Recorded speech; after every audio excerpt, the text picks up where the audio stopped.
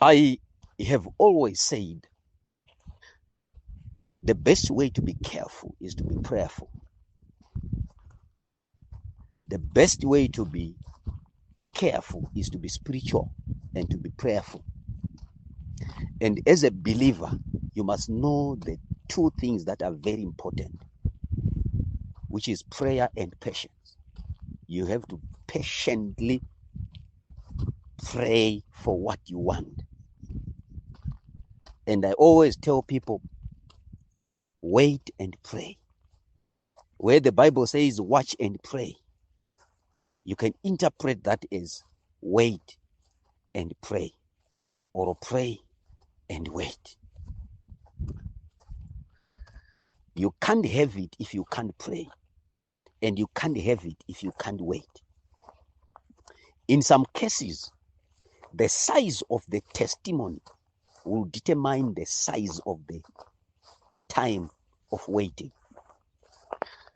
I'll give you an example. If two people go to God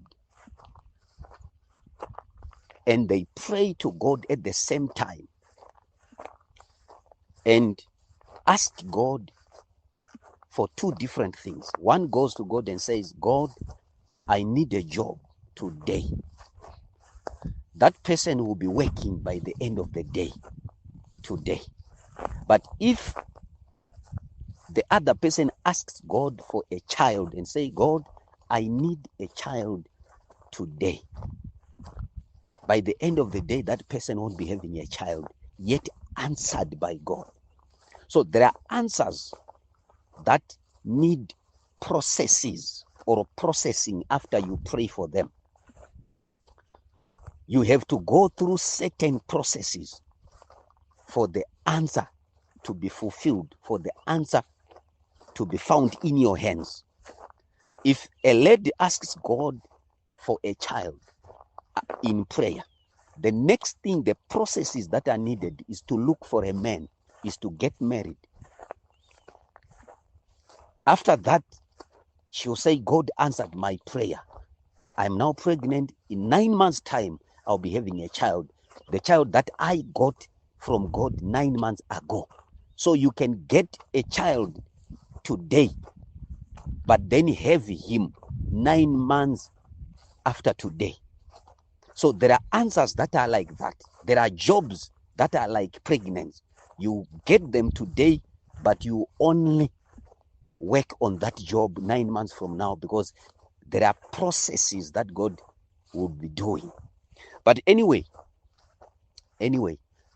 today we have a very important subject on God's help. I want you to understanding God's help when it comes as a problem.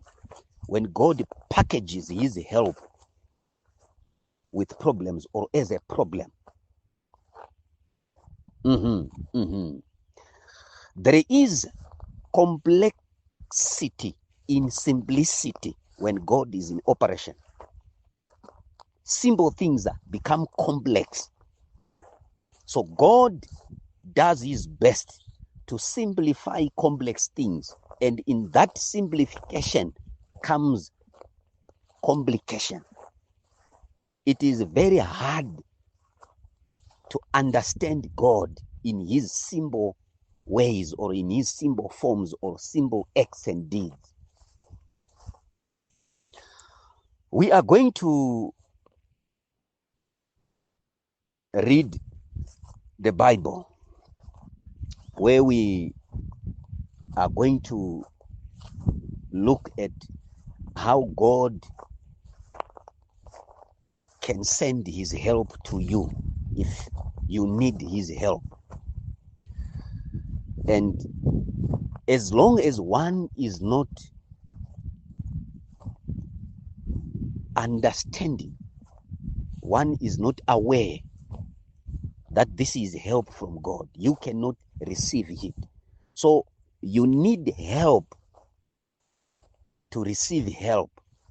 You need help from God to receive help from God, or to have help from God.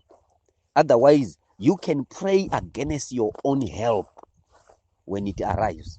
You can cry to God against your help from him if you do not understand it. So one thing that you must understand is to define the source of your help. And like I said in other teachings, I said the source of your help determines the size of your success, the size of your testimony, the size of your breakthrough, and the size of your possession. The source of your help. If I am being helped by my counselor, there are offices that I can get into easily, and there are things that I can get easily. Rubbish bins are collected at my house before everyone else if I get help from my counselor. But if I get help from the president because of his level, my access changes, my access improves. I will have exemptions, I will have permissions, I will have accesses that I cannot get when I get help from the counselor. So when the Bible says in Psalm 121, my help comes from the Lord, you must understand that he is comparing sources of help and then chooses the best source. So the best source should give you the best help or the best answer or the best testimony or the best position.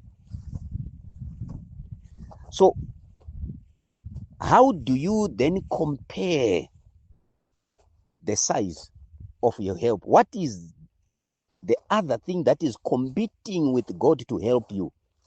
There is knowledge, connections, systems, people, politicians, whatever, even your mind. But David is saying, I am not going to consult my mind. I'm not going to consult my capacity. I'm not going to consult my abilities, my qualifications, my profession. I am going to go to God because him being higher than anybody, having access to everything and everyone, I will get the best. Like I always say, if I get help from the president, it means I will have access to everyone and everything. So your source will determine your level of access to everything and everyone. So my counselor's access is limited to his constituents or to his ward, but the access of the president is not limited within Zimbabwe or even internationally. So there is God now, who is the president of presidents, the counselor of counselors. If then that person says, I'm going to help you, it means he has access to people whom you do not have access. And through God, you now have access to those things and to those people that you do not normally or ordinarily have access. Okay, we now go back to our reading so that we go together, we move together. My emphasis, like I said, is on what the Word of God says. What the Word of God says is what I really want us to focus on. In Psalm 121, verse 1 and 2, we all know about it, but there is no harm in reading it. It says, I will lift mine eyes unto the hills, from whence cometh my help. My help cometh from the Lord, which made heaven and earth. The reference which says, which made heaven and earth, he is talking about the capacity of the source of help, the capabilities of the source of the help, the power, the complexity, the the level of the source. to say, who else can I choose to help me if I can get help from the one who made heaven and earth and everything that is in it? So there is nothing that can beat the owner, the creator.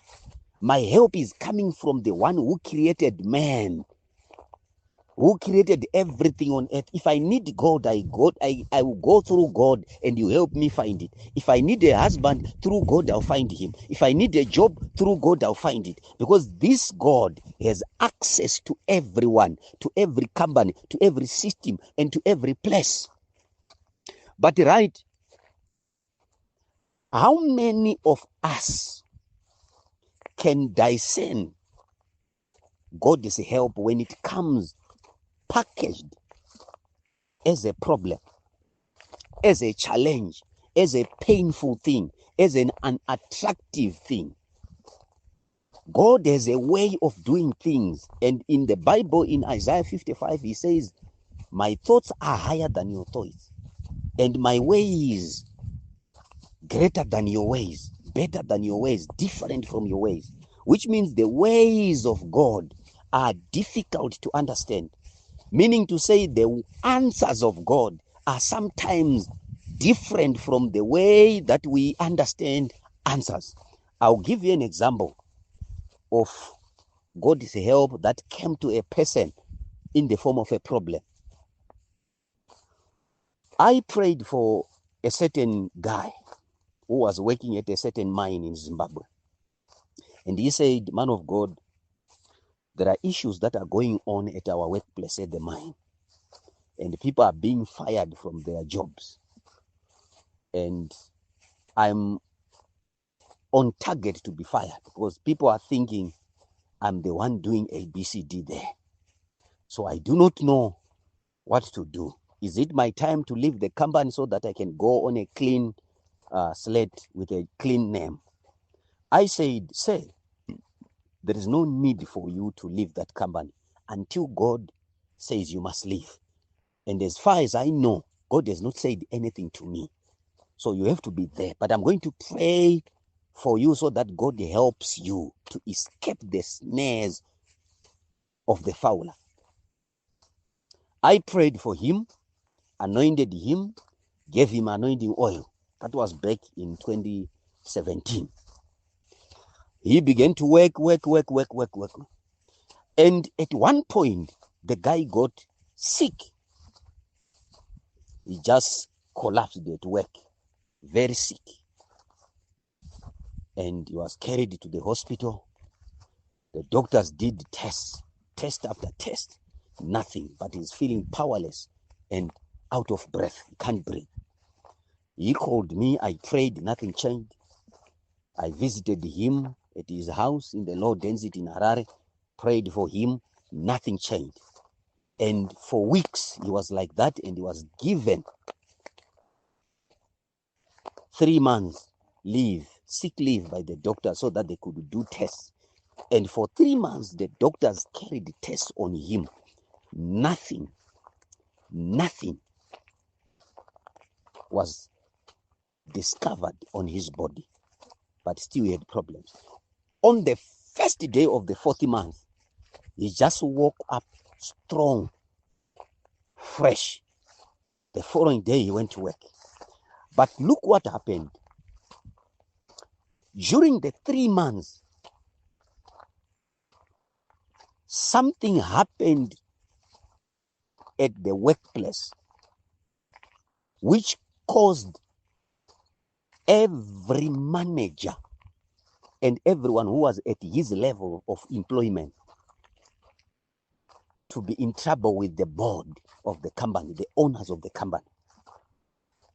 And the owner said only one man or only one executive, one manager was not present when this happened, when this decision was made, when this fraud happened. And this is him. And he is the one who can act as the CEO for now. So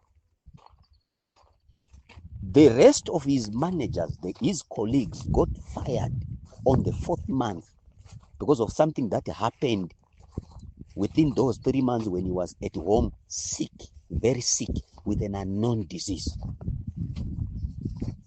Only for us to discover that God helped him by sending him a disease that doctors could not detect, a disaster that doctors could not mitigate.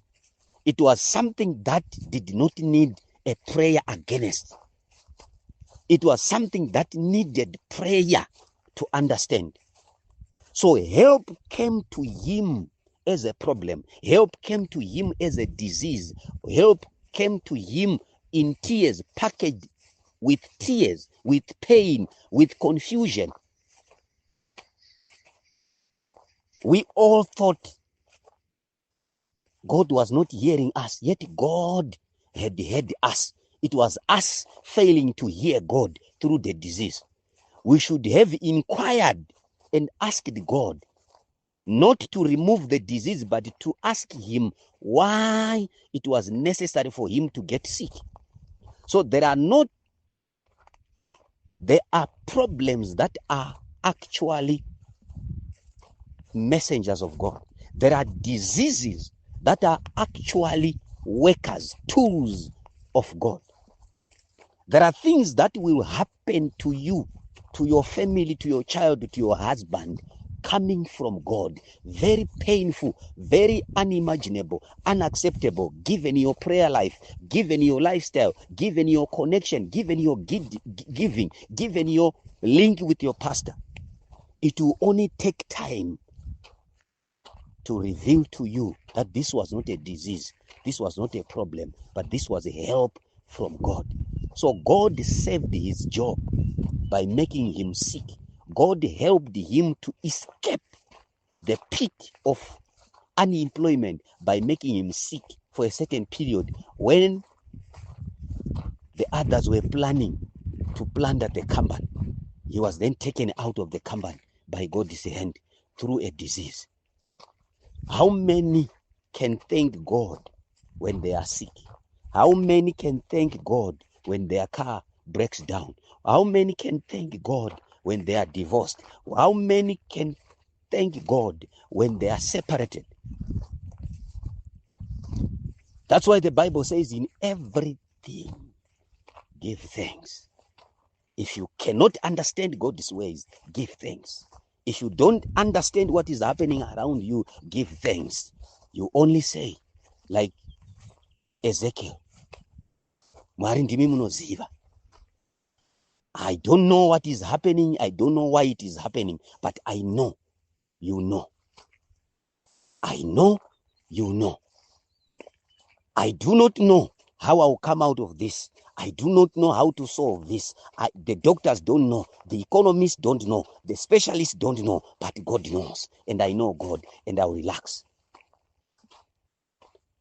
It is for you, child of God, to be able to extract the meaning of everything happening in your life through prayer. When we pray, we gain understanding. And when we gain understanding, we gain mastery over whatever is happening. We gain control. You must always be in control of what is happening. Don't ever lose control. Don't let pain cause you to lose control and lose your faith in God, lose your trust in God. Pray always. Do not let circumstances dictate your trust in God. Do not let pain determine your trust in God, your faith in God. Do not let anything, any situation determine how you see God. Always see God as the loving Father who knows better than you, who is always ahead of time. Everything happens for a reason, and every season has a reason. There is a reason behind every season, and God is the reason for every season. And in every season, let God be the reason that you wake up to thank and to think and to hope. Child of God, I'll come back again to teach you on the ways and the packages of God's help, how God's help can come to you. And for your own information, whenever there is a problem, that person qualifies for God's help. Without a problem, there is no need for help. Without insufficiency, incapacities, and incapabilities, God cannot help you. You have to surrender in your heart, in your mind, and say, I can't do it without you.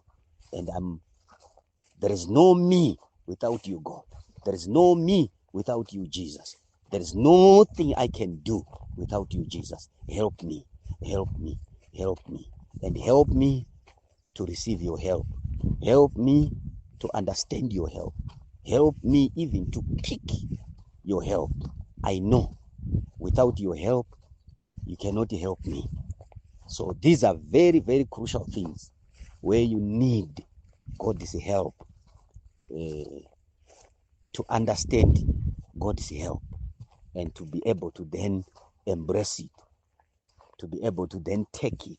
Most of us received the help from God without receiving help from Him, and we missed the help because we couldn't understand it was help. It was His help because we didn't know help could come in that form, in that way, in that package. Child of God, you are blessed.